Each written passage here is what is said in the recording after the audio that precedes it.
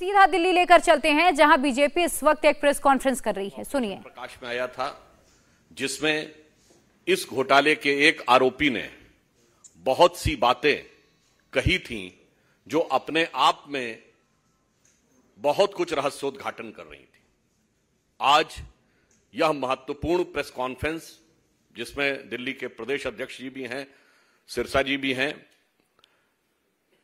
हम लोगों ने इसलिए बुलाई है कि आज से सोशल मीडिया पर कई जगहों पर एक स्टिंग ऑपरेशन का वीडियो बहुत प्रखरता के साथ ऐसी खतरनाक और घातक बातें कह रहा है। मेरे विचार से उसको देखने और समझने के बाद किसी भी प्रकार के बचाव का स्कोप नहीं रह जाता है। इस स्टिंग ऑपरेशन में इस घोटाले के आरोपी नंबर 9 अमित अरोड़ा किसी व्यक्ति को इतना विस्तार बता रहे हैं कि किस किस प्रकार से किस कंपनी को कितना पैसा लिया गया, एडवांस में पैसा लिया गया। और इतना ही नहीं है, इसमें सिर्फ पैसे लेने और देने का उल्लेख नहीं है, पूरी की पूरी पॉलिसी किस व्यवस्थित ढंग से बनाई गई कि चुनिंदा लोगों के हाथ में ही पैसा रहे और कैश का फ्लो भी उन्हीं के हाथ में रहे। वो चीजें देखकर निश्चित रूप से आप लोगों को भी बहुत दुखद आश्चर्य होगा। मैं दुखद आश्चर्य शब्द का प्रयोग कर रहा हूं। उदाहरण के लिए पूरे भारत में 2 ही बड़ी ब्रांड हैं जो शराब की ब्रांड हैं। उनके 2 ही बड़े अधिकृत जो होलसेलर्स थे दिल्ली में, उन्हीं को दिया गया। जैसे 2 बड़ी ब्रांड डीआईजीओ और पेरी रिकार्ड हैं, और उनके 2 जो प्रमुख होलसेलर्स हैं, एक का नाम है ब्रांडको और एक इंडो स्पिरिट, जिसका कि उल्लेख पहले भी आ चुका है। और इसमें वह व्यक्ति बता रहा है कि ब्रांडको ब्रांच वाले अमन ढल की तरफ से 60 करोड़ रुपए और इंडो स्पिरिट के समीर महेंद्रू की तरफ से के लिए 100 करोड़ रुपए उनके द्वारा देने की बात है। एक विषय। दूसरा, इसमें वो ये कह रहा, आप सभी जानते हैं, अगर मैन्युफैक्चरर, होलसेलर और रिटेलर, इसके बीच में जो कमीशन तय होता वो कंपनियां तय करती हैं। भिन्न भिन्न रिटेलर्स का कमीशन अलग अलग परिस्थिति के अनुसार तय होता, ताकि उसमें एक स्वस्थ व्यावसायिक प्रतिस्पर्धा, यानी एक हेल्दी बिजनेस कंपटीशन बना रहे। पर वो बता रहा है कि पहली बार ऐसा हुआ है कि कमीशन सरकार ने तय किया। और वो ये भी बता रहा है कि कमीशन किसका तय किया? होलसेलर का। देखिए, एक महत्वपूर्ण बात यह है कि मैन्युफैक्चरर के लिए पैसे का इनपुट अधिक होता है, क्योंकि उसे इंडस्ट्री लगानी पड़ती है, चलानी पड़ती है। रिटेलर को दुकान रखनी पड़ती है। होलसेलर जो है वो तो एक प्रकार का इंटरमीडिएट व्यक्ति होता है, उसका कमीशन, यानी होलसेलर जो है वो पूर्णतः कमीशन के आधार पर चलता है, और सर्वाधिक कमीशन उसका, और वह भी सरकार के द्वारा तय। और इसमें वो ये बता रहा है कि कमीशन लेने का औचित्य और आधार क्या था और किस प्रकार से वो पैसा लेकर बाकी लोगों को दिया गया। और इतना ही नहीं, यह भी दर्शा रहा है कि शराब के इस घोटाले के आधार पर लिए गए पैसे का गोवा और पंजाब में भी चुनावों में उपयोग किया गया। और इसके अतिरिक्त यह भी उसने बताया कि 5-5 करोड़ रुपए तक की फीस मिनिमम निर्धारित की गई। और यह वो हम नहीं बोल रहे हैं, जो अवेलेबल वीडियो है आज, जो दिल्ली में सर्कुलेटेड है, उसमें वो कह रहा है कि 5 करोड़ इसलिए रखा गया कि छोटा मोटा प्लेयर आने ना पाए। जिनके पास 80% बिजनेस है उनको 5 करोड़ देने में कोई समस्या नहीं होगी, जबकि मूलतः यह पॉलिसीज जब अन्य राज्यों में बनाई जाती हैं तो इस आधार पर बनाई जाती हैं कि छोटे छोटे व्यापारियों को भी काम करने का मौका मिले और प्रतिस्पर्धा करने का भी मौका मिले। अब ये स्ट्रिंग देखने के बाद एक बार मैं पुनः याद दिलाना चाहता हूं, ये वही व्यक्ति हैं अरविंद केजरीवाल जी, भारत के इतिहास के एकमेव व्यक्ति जिन्होंने संवैधानिक पद पर कहा था कि अगर कोई तुमसे पैसा मांगे तो स्टिंग बना लेना, हम उस स्टिंग के आधार पर ही कार्रवाई कर देंगे। कोई अगर स्टिंग बनाकर भ्रष्टाचार का खुलासा करेगा तो हमारी सरकार तत्काल कार्रवाई करेगी। कहां गए वो वचन 7 साल पहले कि बोली गई वो बात? और ये बात स्टिंग में आपको देखने के बाद और अधिक स्पष्ट हो जाएगी। अब हम यह कहना चाहते हैं कि स्टिंग होने की जो कुछ चीजें पब्लिक डोमेन में है, यह भारतीय जनता पार्टी नहीं कह रही है, यह पब्लिक डोमेन में। हम तो सवाल पूछ रहे हैं कि जब इस प्रकार की नीतिगत बातें उभर कर सामने आई, नंबर 2 पॉलिसी आपने विड्रॉ की, नंबर 3 उसके बावजूद आपने उसका समर्थन किया, नंबर 4 पहली स्टिंग पे कोई कार्रवाई नहीं की, नंबर 5 आपने उसके बाद स्टिंग पर कोई कार्रवाई नहीं की है, और आपके आंदोलन के पितृ पुरुष अन्ना जी भी इस पर आपके बारे में लिख चुके हैं। पर मेरा मानना है कितना चरित्र बदलता चला जाता है। मैं ये कहना चाहूं कि सत्ता का जो नशा है जिसमें आज आम आदमी पार्टी सवार है, उसने उसके चरित्र को जितना बदला है, भारत की राजनीति में शायद 7-8 वर्ष के कालखंड में किसी पार्टी का इतना चरित्र बदलते हुए नहीं देखा होगा। अब मैं अनुरोध करूंगा कि आम आदमी पार्टी ने अपने आदमियों के लिए क्या किया है, आम आदमी पार्टी ने अपने आदमियों के लिए क्या किया है, उस सबका एक दृश्य श्रव्य चरित्र चित्रण आप लोगों के समक्ष प्रस्तुत है।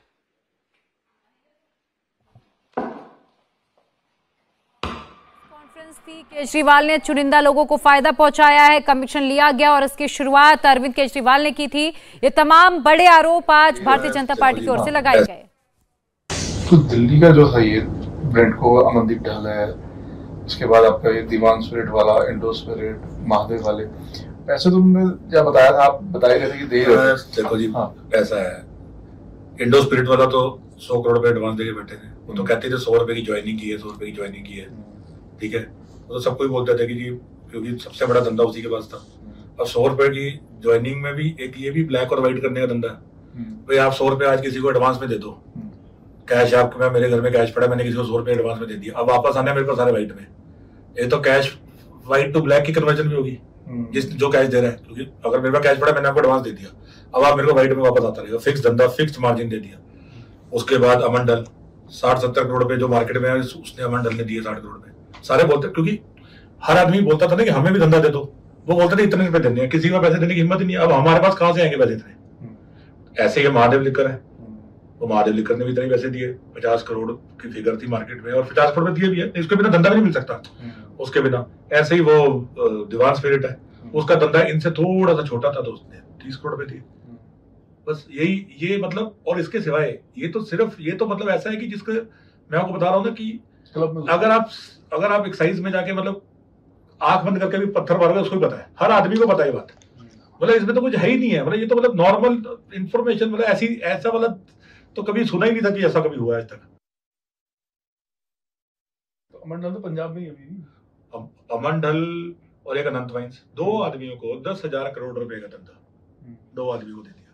कैसे दे दिया जी? आप मेरे को बताओ, हरियाणा के अंदर पॉलिसी है, एक शहर में 6 एलवन होते हैं। कंपटीशन क्या करता है?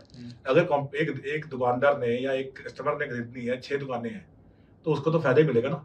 क्यों दी 2 आदमियों को? मतलब कोई रीजन तो बताओ कि ये 2 आदमी ही क्यों करेंगे? आप क्यों नहीं दे देते हर शहर में 2 आदमियों को, ताकि कंपटीशन, कस्टमर के लिए तो कंपटीशन ज्यादा अच्छी बात है। आप बोल रहे हो, लोग कहते हैं कंपटीशन क्रिएट करो, आप कह रहे हो रिस्ट्रिक्शन क्रिएट कर दो। ऐसी रिस्ट्रिक्शन क्रिएट कर दी, 2 आदमियों को सारा धंधा दे दिया। आज की डेट में अमन ढल प्रिंट को और अनंत वाइन्स पंजाब में जिस भी रिटेलर का धंधा बंद करा सकते हैं, जिसको ना माल दें उसकी दुकान बंद हो जाएगी, वो बेचारा पैसे देके मर जाएगा। आप और अच्छा, आप इसमें मेरे से नहीं, पंजाब के किसी भी रिटेलर से जो बताने की हिम्मत करेगा उससे पूछ लो। वहां भी सेम मतलब जब हिसाब किताब सब कुछ सेम है तो चेंज कैसे होगा? सब कुछ सेम है उसके अंदर। ये तो बोला हर तरह के पैसे लेने जाते थे। एफआईआर में तो आपका भी नाम है वैसे। अब मेरा नाम, मैं तो रिटेलर, मैं तो दिनेश अरोड़ा को जानता था। अब लोग मेरे को लोग दिनेश अरोड़ा बोलते रहते हैं। मेरा नाम अमित अरोड़ा है जी, अमित अरोड़ा। मैं दिनेश अरोड़ा नहीं हूँ। मेरे को कोई L1 का धंधा नहीं मिला, 1% का भी धंधा नहीं मिला। मेरे पास रिटेल का धंधा है जो मैंने हाई कोर्ट से मेरे को मिला है। High court, Delhi high court से केस जीत के लेके आया हूँ मैं। मेरे पास कोई और बिजनेस नहीं था। अब मेरा नाम डाल दिया, अब नाम डाल दिया तो मैं तो इंक्वायरी ज्वाइन कर ली। मैंने तो एक भी मिस नहीं की। पॉलिसी बनाने में तो सारा काम जो है वो विजय नायर का था, समीर महेंद्रू का था, अमन ढल का था, मैडम चड्डा का था, और एक अरुण पिल्लई नाम का साउथ से। ये जो अमन ढल है वो ब्रिंडको है, और जो समीर महेंद्रू इंडो स्पिरिट है, मैडम चड्डा महादेव लिकर है, और जो ये है क्या कहते हैं अरुण पिल्लई है। बनाया कितना होगा? अरे आप पैसा तो मतलब मैं बता रहा हूँ, अगर कोई बंदा ड्रग्स भी बेचे तो भी इतने पैसे नहीं बना सकता। 10 करोड़ रुपए भी लगाए होंगे और 150 करोड़ रुपए कमाए हैं अभी तक। और ये सारा सिर्फ ये पैसा कमाने का तरीका नहीं था, ये एक और तरीका था।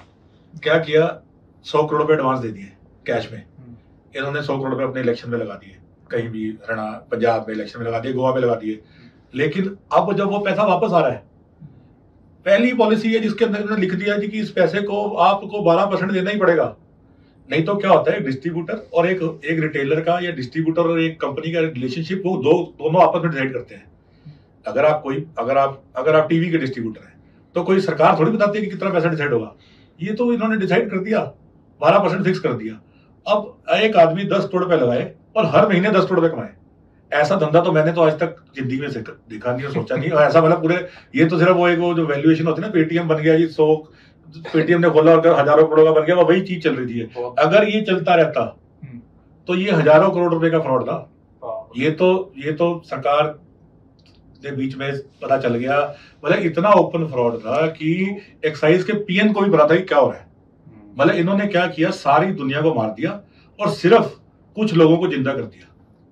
सारे रिटेलर्स पुराने मार दिए बेचारे, सारे लोगों को मार दिया। ये तो हाई लगी है जी इनको सरेआम, जो इन्होंने ये किया। अभी तो चर्चा भी चल रही थी ना, अब आप सोचो, वैसे भी नहीं, पहले एक बात सोचो, वो भी बताता हूँ मैं आपको।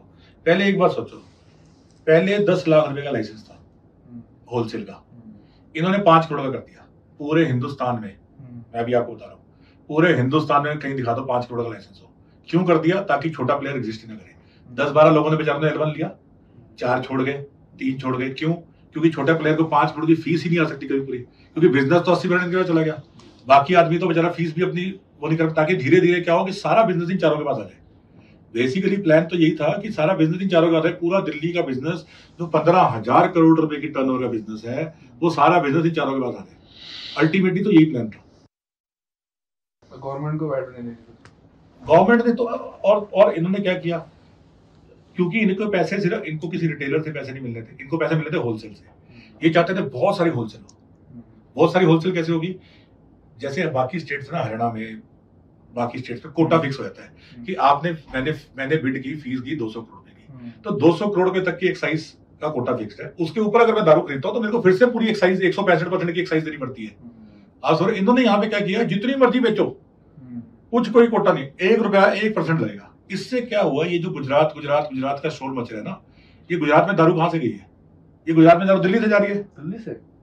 दिल्ली के अंदर क्या है, आप एक सिंपल सी बात है जी, आप एक एनालिसिस कर लो। ऐसी कौन सी मार्केट बन गई दिल्ली के अंदर, ऐसा कौन सा बम फट गया दिल्ली में कि एकदम से जहां बेटी बिकती थी 4 लाख 5 लाख महीने की, वहां बिक रही है 15 लाख। ये सारे के सारे अगर ये एनालिसिस, अगर ये इस चीज को अंदर जाए तो ये जो गुजरात का शोर में जाते हैं ना कि गुजरात में दारू चली, गुजरात में दारू कहां से जा रही है? गुजरात में दारू दिल्ली से जा रही है। आज दिल्ली से जा रही तो पंजाब से जा रही होगी, क्योंकि पंजाब में भी सेम पॉलिसी लागू कर देंगे। पंजाब का प्लान क्या है? पंजाब में भी सेम। पंजाब में इन्होंने क्या किया, 12 की का 10% कर दिया, क्योंकि शोर मच गया था 12% का, तो 12 की 10 कर दिया। बाकी तो सब कुछ सेम है। पंजाब में रिटेलर छोटे कर दिए। आज जहां से नहीं जा रही तो पंजाब से जा रही होगी। लेकिन ये जो दिल्ली को, ये क्या चाहते थे कि दिल्ली हमारे धंधे में इसको कहते हैं एक्सपोर्ट हब बन जाए, कि भाई सारी जगह जो दिल्ली से स्मगलिंग हो, सब जगह इनको तो अपने पैसों से मतलब है ना, होलसेल के। जगह कहीं से भी जाएगी इनको तो होलसेल के पैसे मिलेंगे 6%। ये जो 12% की ये थी कमीशन, उसमें 6% का था। ये सब इन्होंने ओबराय होटल में बैठ के, लोधी होटल में बैठ के, ये जो मैंने आपको नाम बताया, अरुण पिल्लई, समीर महेंद्रू, अमन ढल, ये मैडम चड्डा, ये सब ने बैठ के इन्होंने पॉलिसी बनाई। ये सब ने बैठ के पॉलिसियां बनाई और उसके बाद इन्होंने 6% का गेम खेला और सबको मार दिया। ठीक है, सारे L1 सिर्फ L1 के ऊपर पॉलिसी दी जा रही है। सिसोदिया तो इसने बहुत बनाया हुआ सरकार ने, इनकी पार्टी। अब देखो जी, अब सिंपल सी बात है, ये कम से कम नहीं तो 3-4 हजार करोड़ की तो ये होलसेल पे प्राइस पे कर गए, उसके अंदर मरे भी 300-400-500 करोड़ का तो बना ही लिया होगा। बाकी ये शराब, दिल्ली की आम आदमी पार्टी के घोटाले की शराब अब सिर्फ नशीली नहीं, जहरीली भी हो गई है, और वह जहर आपको बहुत साफ सामने दिखाई पड़ रहा है। ऐसे लोगों के भी नाम है जो आम आदमी पार्टी के पदाधिकारी रह चुके हैं। अब मैं इस विषय पर अनुरोध करूंगा हमारे दिल्ली प्रदेश के पार्टी के अध्यक्ष आदेश जी। आज की जो स्टिंग देखने के बाद जिस तरह से स्टिंग में जो बातें कही गई हैं और हमारे राष्ट्रीय प्रवक्ता आदरणीय सुधांशु जी ने जो बातें कही हैं, उससे ये बात बिल्कुल स्पष्ट हो जाती है कि केजरीवाल सरकार की एक ही है नीति, हर रस्म निभाएंगे भ्रष्टाचार की रीति। हर वो काम जो काम वो करते हैं उस हर काम में भ्रष्टाचार, करप्शन, अपने लोगों का फायदा। कैसे उन्होंने दिल्ली के राजस्व को हानि पहुंचाकर, दिल्ली के राजस्व की लूट और चोरी करके उन्होंने जो राजस्व 165% आता था, दिल्ली में शराब की बिक्री 15,000 करोड़ रुपए के लगभग होती है, 165% राजस्व दिल्ली के खजाने में आता था, उसको घटाकर 1% कर दिया, क्योंकि वो सारा का सारा पैसा जो दिल्ली के खजाने में आना था वो शराब के गिने चुने ठेकेदारों को फायदा पहुंचाने के लिए और उनकी मार्फत अंडर द टेबल कमीशन, दलाली लेने का काम आम आदमी पार्टी ने किया है। स्टिंग मास्टर का स्टिंग हो रहा है, आज पब्लिक डोमेन में दूसरा स्टिंग घूम रहा है।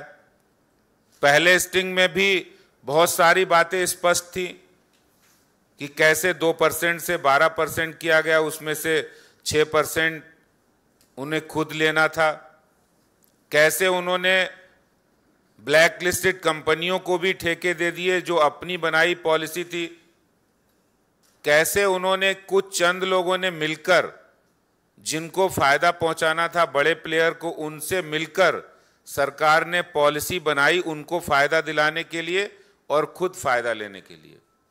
और दिल्ली ही नहीं, आम आदमी पार्टी का ये मॉडल बन गया है कि पंजाब में उनकी सरकार आई तो पंजाब में भी वही मॉडल बना दिया।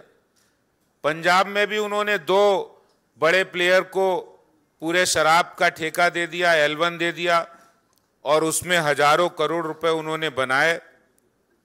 मुझे लगता है केजरीवाल सरकार ने ठानी है भ्रष्टाचार की हर रस्म निभानी है। जितने भी भ्रष्टाचारी करने के रास्ते हैं, दलाली है, वो सारे रस्म अरविंद केजरीवाल सरकार निभा रहे हैं। और अब वो कोई भी नियम कानून नहीं मानते, नहीं मानेंगे नियम कानून, ना ही मानेंगे CBC। अब तो हम चलेंगे DCC, यानी direct cash collection. Arvind Kejriwal की काम करने की पद्धति, नियम में एक और बड़ा फार्मूला है DCC, डायरेक्ट कैश कलेक्शन। उन्होंने शराब के बड़े बड़े ठेकेदारों से लिया, होलसेलर से लिया, और उनको बाद में वाइट में फायदा कराया। तो जो स्टिंग आया है, ये स्टिंग ये पूरा दर्शा रहा है कि स्टिंग मास्टर जो ये कहते थे कि कोई भी स्टिंग आएगा भ्रष्टाचार का, हमारे पास स्टिंग ले आना, हम उनके खिलाफ कार्रवाई कर देंगे। तो अरविंद केजरीवाल जी, ये स्टिंग आ गया है, और कोई ऐसे व्यक्ति का स्टिंग नहीं है जो एक्यूज नंबर 9 है। उनका खुद का कहना है, सारी आपकी पोल पट्टी खोली है, तो आप ये बताइए जो भ्रष्टाचारी हैं, जो आपके उप मुख्यमंत्री हैं, उन पर आप कार्रवाई कब करेंगे, उनको बर्खास्त कब करेंगे? धन्यवाद। मेरा निवेदन होगा भारतीय जनता पार्टी के वरिष्ठ नेता मनिंदरजीत सिंह सिरसा जी से आपको संबोधित करें। आपने अभी स्ट्रिंग में सब कुछ देखा, किस तरह से 100 करोड़ रुपया, जब हम कहते थे तो कहते थे सबूत लाओ, अब तो सबूत भी सामने है। 100 करोड़ रुपया इंडोस्पिरिट ने, 60 करोड़ रुपया अमंडल ब्रिंडको ने, 50 करोड़ रुपया जसदीप कौर चड्ढा महादेव वाइन्स ने, और 30 करोड़ रुपया दीवान स्पिरिट्स ने। आप देखिए कि एक एक रुपया कमाने के लिए लोग क्या क्या करते हैं, और यहां पे स्टिंग में बता रहे 10 करोड़ रुपया लगाकर लोगों ने 150 करोड़ रुपया कमाने का काम किया। और ये पॉलिसी जो थी, ये सारी टेलर मेड पॉलिसी केवल चंद लोगों को, जो अरविंद केजरीवाल जी के पूंजीपति दोस्त थे, उनके लिए ये पॉलिसी होटल ओबराइस में और होटल अमन में लोधी में बैठकर इस पॉलिसी को बनाया गया। ये मैं नहीं कह रहा, ये वो आदमी कह रहा है जिसने ये सब कुछ देखा है। और आप देखिए 12% कमीशन की गई 2% से, और 12% कमीशन में से ज्वाइनिंग फीस, मतलब 6% जो देता था उसको 6% ज्वाइनिंग कहते थे। और ये दिनेश अरोड़ा जो कलेक्शन एजेंट था वो 6% सबसे ज्वाइनिंग फीस ले रहा था, और पैसे एडवांस ले लिए गए इलेक्शन के लिए। ना केवल यहां पर करप्शन हुई, बल्कि सफेद पैसा किया गया, काले धंधे का पैसा सफेद भी किया गया। 100 करोड़ रुपया एडवांस दे दिया गया, और वो फिर सारा पैसा कमीशन के रूप में, चेक से 12% कमीशन के रूप में व्हाइट मिलता रहा। सो काले पैसे को सफेद करने का धंधा भी अरविंद केजरीवाल जी ने दिल्ली के अपने पूंजीपति दोस्तों के लिए किया है। और सबसे बड़ी बात मैं आपको बताना चाहता हूं, देश भर की पॉलिसी के अंदर, एक्साइज पॉलिसी के अंदर ये मेंशन्ड है कि जितना भी कोटा होगा, स्टेट का एक कोटा फिक्स होता है, उसको कहते हैं लिक्कर कोटा। कितना है? क्योंकि जितनी एक्साइज को दे रहा उतना लिक्कर कोटा होता है। यहां पे लिक्कर कोटे की इस पॉलिसी में एग्जेम्पशन दे दी गई, ताकि 165% की जगह 1% ड्यूटी कर दी गई। और जो शराब की बोतल दिल्ली के ठेके पे 550 की होनी थी, वो 250, 225 रुपए की बिकी। और उससे क्या हुआ, देश भर की जो ब्लैक करने वाले लोग थे, धंधा करते थे ब्लैक का, उनको सबसे सस्ती दारू दिल्ली में मिलती थी। तो दिल्ली शराब की ब्लैक करने वालों का अड्डा बनाने का काम अरविंद केजरीवाल जी ने किया है। और आप सुनिए, 4 लाख बॉक्स शराब बिकती थी दिल्ली में। अरविंद केजरीवाल कहते थे, मनीष सिसोदिया कहते थे, ठेके नहीं खुल पाए इसलिए राजस्व में कमी आई है। ये बड़ा इंपॉर्टेंट है। ठेके ना खुलने से शराब में कमी नहीं आई। अरविंद केजरीवाल जी के दोस्त और राजस्व उनकी जेब में एक्साइज चले गई, इसलिए दिल्ली को 3500 करोड़ को नुकसान हुआ, क्योंकि पहले 4 लाख डब्बा शराब का बिकता था। इसके मुताबिक, अमित अरोड़ा के मुताबिक 4 लाख शराब का डब्बा बिकता था, अब उसकी जगह 15 लाख शराब का डब्बा बिका है। 15 लाख, 3 गुना ज्यादा शराब बिकी, फिर भी सरकार को 3500 करोड़ रुपए का नुकसान हुआ, और पूंजीपतियों को 3500 करोड़ से ज्यादा का लाभ होना है। अब आप देखिए, उसने इसमें यह भी बताया, अब देखिए स्टिंग में, मुझे लगता है कि इसके बाद अरविंद केजरीवाल को मॉरली राइट नहीं रह जाएगा कुर्सी पे रहने का। क्या बोला? इतना ड्रग्स के धंधे में लाभ नहीं है। ड्रग्स, इतनी कमाई ड्रग्स में नहीं है जितनी कमाई दिल्ली की एक्साइज में अरविंद केजरीवाल के मित्रों को, दोस्तों को हुई, उतनी कमाई तो ड्रग्स में भी नहीं है।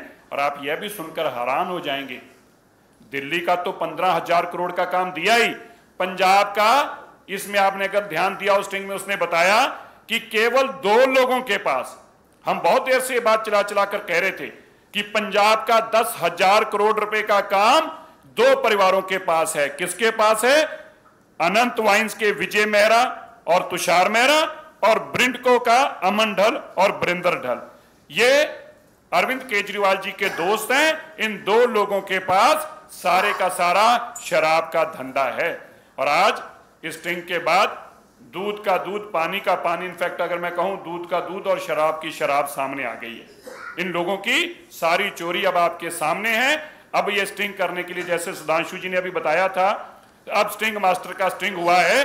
अब आप देखिएगा अब ये क्या रोना नया रोएंगे, क्योंकि अब पकड़े गए हैं चोरी, लेकिन उसके मॉरली इनके पास अधिकार नहीं है। ना तो मनीष सिसोदिया के पास कुर्सी पे रहने का अधिकार है, ना तो अरविंद केजरीवाल के पास, क्योंकि उन्होंने संविधान की कसम खाई थी। ये बात आप याद रखिएगा, मंत्री बनने वक्त उन्होंने ये संविधान की कसम खाई थी कि जो भी चीज मेरे संज्ञान में आएगी तब तक, जब तक ऐसा बताना किसी को जरूरी नहीं होगा, मैं शेयर नहीं करूंगा। जबकि एक्साइज पॉलिसी में उन्होंने संविधान की कसम खाने के बावजूद ये सारी बातें इन 4 लोगों के साथ तय की, जगदीप कौर चड्ढा के साथ, अमन ढल के साथ, और ये महादेव वाइन्स के और ये ब्रिंडको के साथ, इनके साथ शेयर करके इन्होंने संविधान की इस कसम को तोड़ा है। इसलिए मॉरली इनको इस कुर्सी पर रहने का अधिकार नहीं है। धन्यवाद। माननीय सुधांशु जी से आग्रह। बस हम अंत में यह कहना चाहेंगे कि या तो अरविंद केजरीवाल जी कार्रवाई करें या स्टिंग को लेकर अपने पूर्ववर्ती बयान के लिए माफी मांग लें। पर सत्ता के नशे में डूबे हुए केजरीवाल जी से हमें आशा कम है, परंतु भाजपा स्पष्ट रूप से मांग करती है या तो इसके लिए माफी मांगे या अपने बयान के लिए माफी मांगे। और यह वाक्य कहना चाहूँगा, हम लोगों ने एक बहुत पुराना एक शेर सुना था, आज लगता है कि ये राजनीति में आकर बिल्कुल उनके ऊपर चरितार्थ होता है। शराब के लिए था कि हजारों घर हैं डूबे बोतलों के बंद पानी में, जो इसमें डूबे वो न उबरे जिंदगानी में। और ये तो आने के साथ ही डूब गए, और डूबने के बाद क्या क्या दिखाई पड़ रहा है वो इस स्टिंग ने आपको दिखा दिया है। यतीन्द्र शर्मा, TV 18।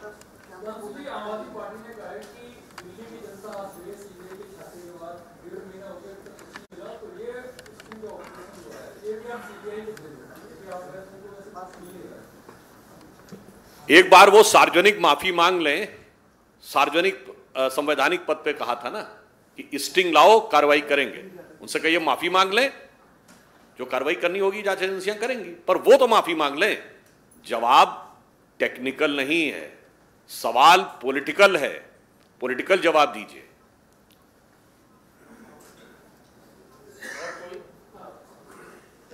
भारत 24।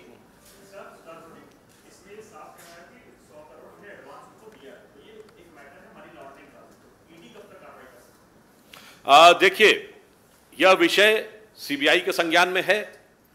जांच एजेंसियां हर चीज के ऊपर वस्तुनिष्ठ आधार पे, यानी ऑब्जेक्टिव आधार के ऊपर कार्रवाई कर रही हैं, पर सवाल तो उन पे है।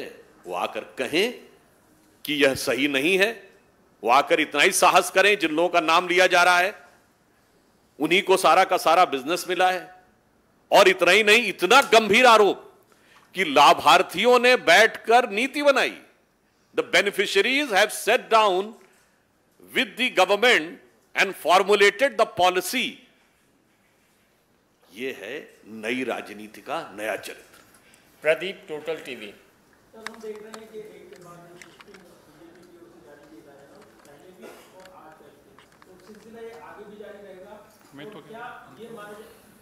ये स्टिंग पब्लिक डोमेन में अवेलेबल है मान्यवर।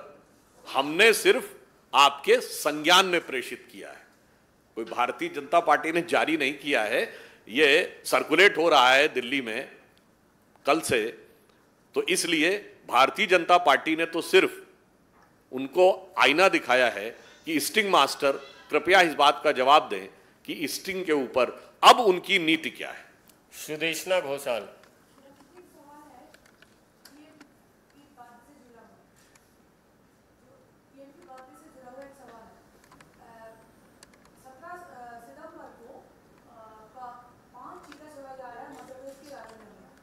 प्लीज, ये प्रेस किसी दूसरे विषय पर है, इसलिए मैं मोहित भट्ट, टाइम्स नाउ। आपकी पीसी हुई है, इस बात 1 बजे आप मनीष सिसोदिया की प्रेस कॉन्फ्रेंस में आएगा, बड़ा हम जो है एक्सपोजे आएंगे लेके आएंगे। तो आपको लगता है कि मनीष सिसोदिया आपके स्ट्रीम को जवाब देंगे? क्योंकि आम आदमी पार्टी यही कह रही है, उनका एक स्टैंडर्ड जवाब जो रहा है कि गुजरात में हमारा जो ग्राफ बढ़ा है, दिल्ली में बीजेपी जो पीछे रही है, उसको लेके ये सारे एलिगेशंस लगाए गए हैं। लेकिन एक्साइज पॉलिसी पे जो भी आपने पॉइंटेड सवाल पूछे, उनके जवाब अब तक नहीं आए। देखिए, भारतीय जनता पार्टी आज तक पॉइंटेड सवाल पूछती रही है, बिंदुवार प्रश्न पूछती रही, पर जो आपने कहा उनका एक स्टैंडर्ड जवाब रहा है। वो स्टैंडर्ड जवाब रहा ये है कि मुझे उस सीट का जवाब नहीं देना है।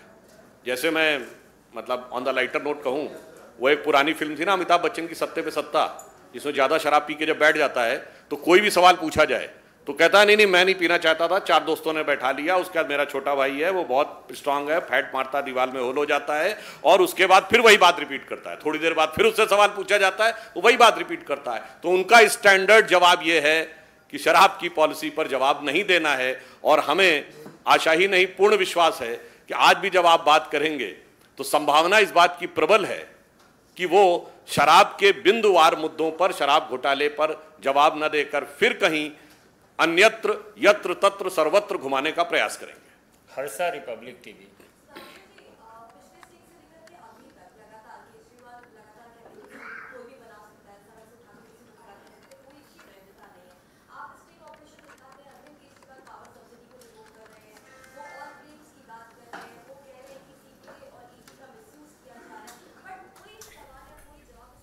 इंडिया टीवी हर वक्त हर जगह डाउनलोड करने के लिए सर्च करें India TV news Google Play Store या ऐप स्टोर पर।